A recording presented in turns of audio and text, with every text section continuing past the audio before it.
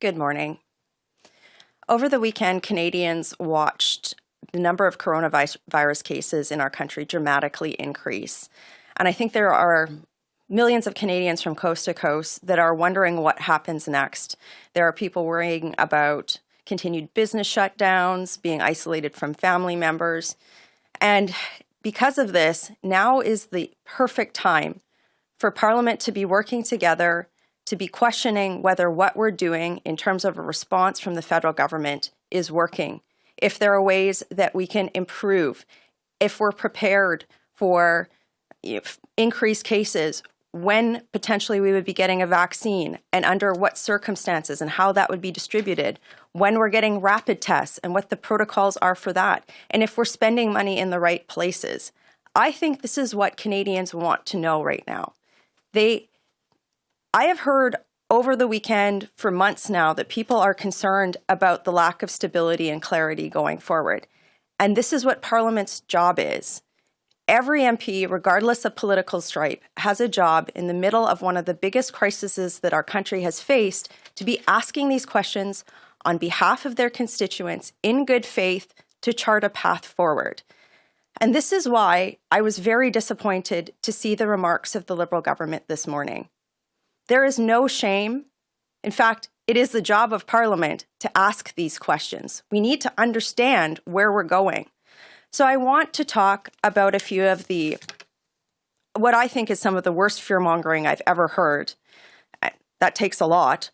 That was released by the Liberal government this morning with regard to the motion that's before Parliament. The motion before Parliament seeks to let the Health Committee of Parliament review the government's response to the pandemic. If there's anything that I think the Health Committee should be doing right now, it's that. It's kind of our mandate. The documents that we're requesting from the government will allow us to complete the study and chart a path forward. So the government this morning talked about issues of national security, privacy. We spent a lot of time drafting that motion to cover these issues. It covers issues like national security. It ensures that Canadians' personal privacy information would not be revealed. And it actually covers any sort of commercial sensitivities as it relates to vaccines.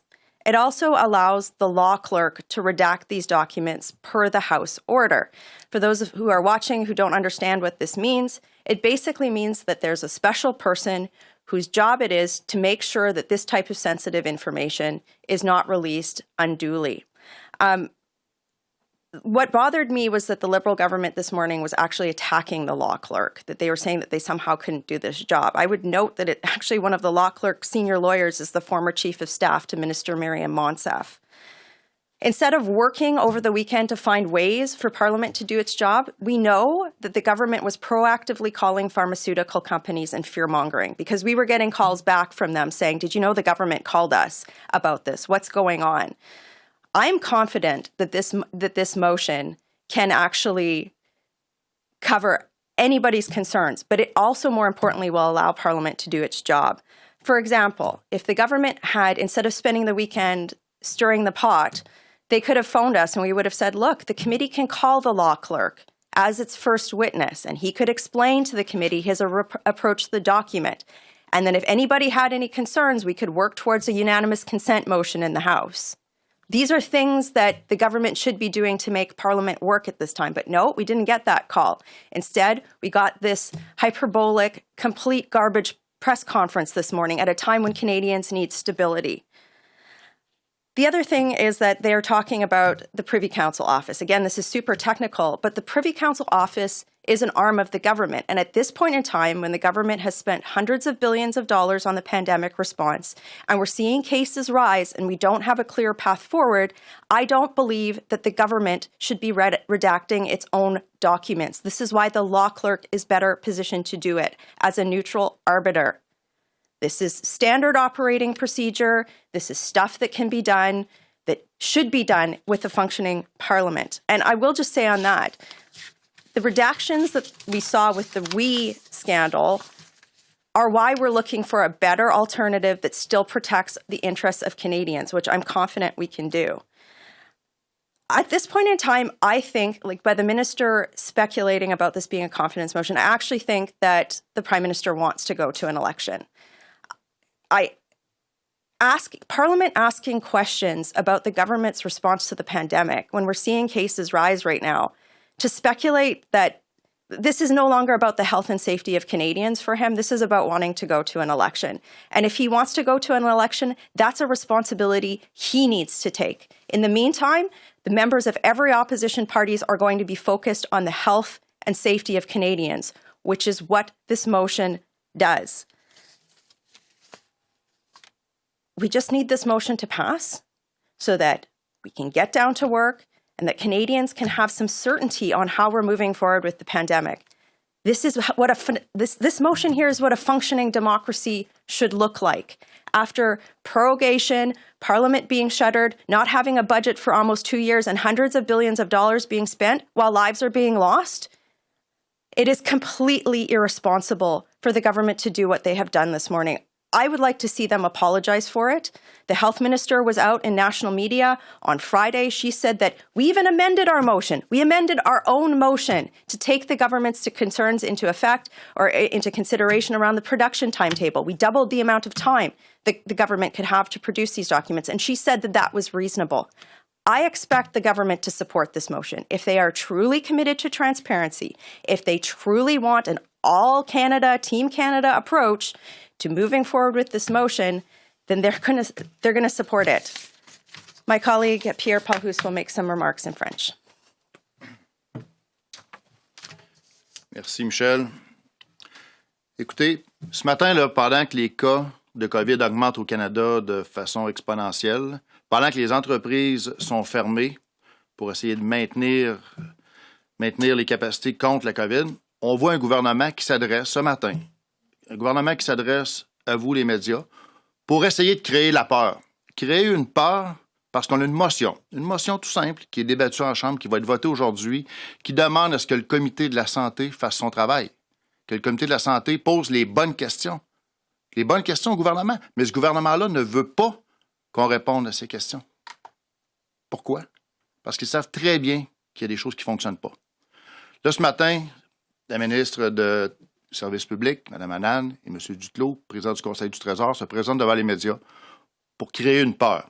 Alors qu'ils savent très bien que les Canadiens actuellement vivent des moments, il y en a qui sont angoissés, les gens ne savent pas ce qui se passe, l'automne arrive, l'hiver arrive, les Canadiens ont de très bonnes questions, et au lieu de les aider, au lieu de travailler avec l'opposition et d'avoir des réponses et de voir comment on peut améliorer les choses, on préfère créer une peur et dire que les conservateurs sont là pour nuire.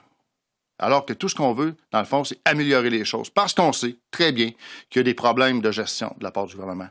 Il y a des problèmes avec les contrats, soit qu'on a payé trop cher, comme par exemple un contrat à Frank Baylis.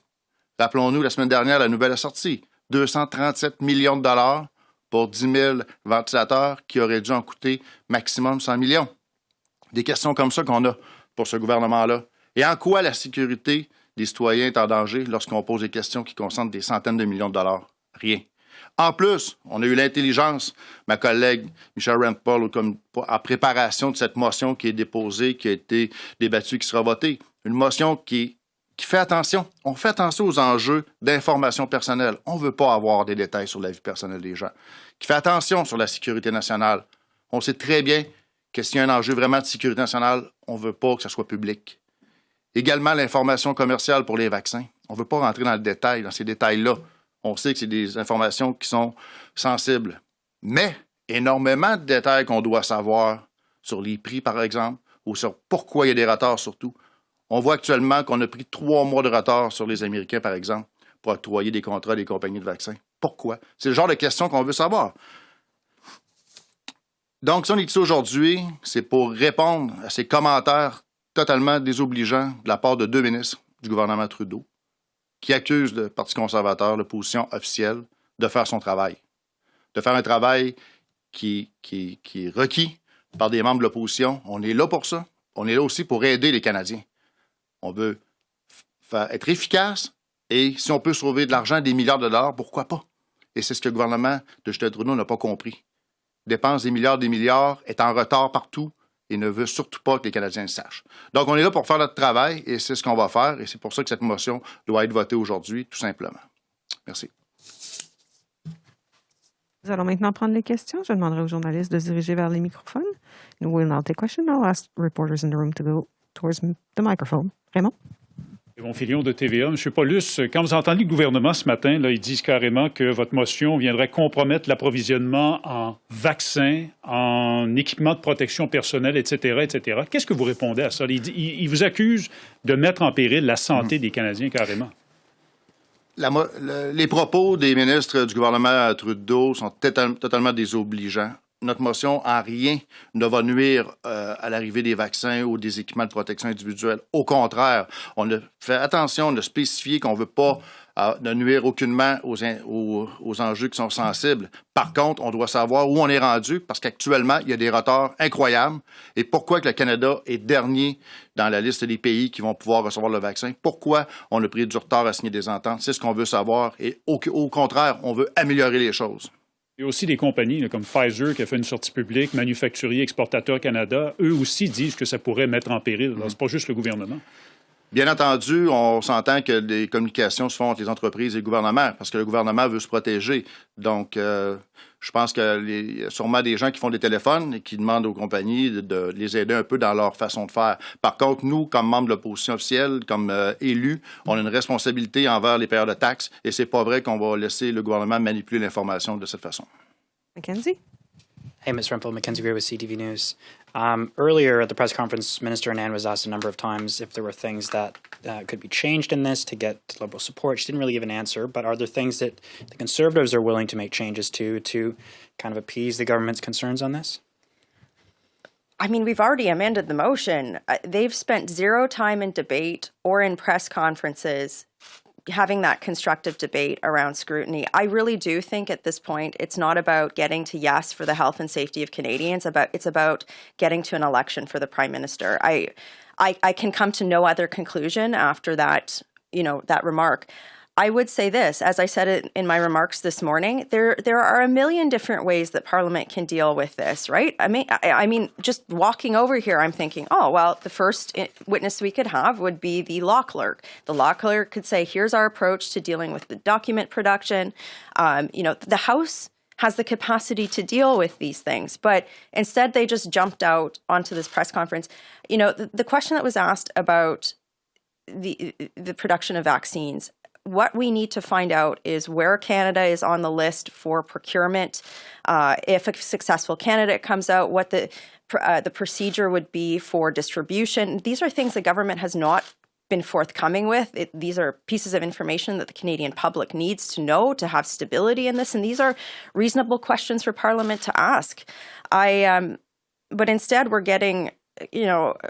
I saw a columnist tweet out this weekend, like the government basically threatened Canadians that if Parliament works, they don't get a vaccine, which is completely wrong. It's just, I don't even know what to say, and that takes a lot. So I am very proud of my colleagues in opposition parties who've worked collaboratively on this, who are standing up for the health and safety of Canadians, and I'm confident this motion is going to pass. In your opening remarks, you mentioned that the drug companies or other pharmaceuticals were calling you this weekend asking about this. A, can you kind of tell us a little bit more about what those conversations were? And B, do you think that the Liberals and these drug companies, maybe the Liberals asked Pfizer and others to put out letters saying that there could be issues with this? Is that what you're kind of alleging in this? I do think that that's a question for the government. Certainly, I would surmise that is, based on what we've heard, that's something that happened. And when you think about that type of gamesmanship, when you're seeing the numbers of COVID cases this weekend, this motion needs to pass. I mean, that's even more evidence to me that Parliament needs to be looking at a calm, rational questioning of the government's approach to this pandemic, which is what this motion is designed to do. There's no partisan language in it. It's just asking some basic questions about where we're going as a country with regard to the pandemic. And I'm proud of, again, the NDP, the Bloc, our party have been working hard to set this up. So I'm confident this motion is going to pass, and I'm confident that Canadians are going to get some answers. David? Hi, good morning. David Thurton from CBC News. The clerk the PCO clerk is a nonpartisan government official. So why don't you trust Ian Shugart? The PCO is an arm of the government. And after the redactions that happened during the WE document production, I think it's more appropriate that the law clerk scrutinize these documents. At this time, given that Parliament really has not had a significant level of scrutiny on government expenditures related to the pandemic, and given the government's extreme recalcitrance on having this motion pass, I think that it is extremely reasonable for Parliament to have a neutral arbiter like the law clerk review these documents under direction from the House. So you don't believe the PCO clerk is a neutral arbiter? And if you could just clarify that, and just quickly, if I can just ask you, What I said was that in this instance, the law clerk, the reason why the law clerk is in that motion is we believe that they are best positioned to provide this information. Okay. And let me just quickly follow up here with this question. Your motion passes. Let's just say that happens. Do you expect that there will be resistance from the government? What sort of fight do you think you're going to be up against if your motion passes and all indications show that you have support from the Bloc and the NDP? It's a great question. What do you think is going to happen now?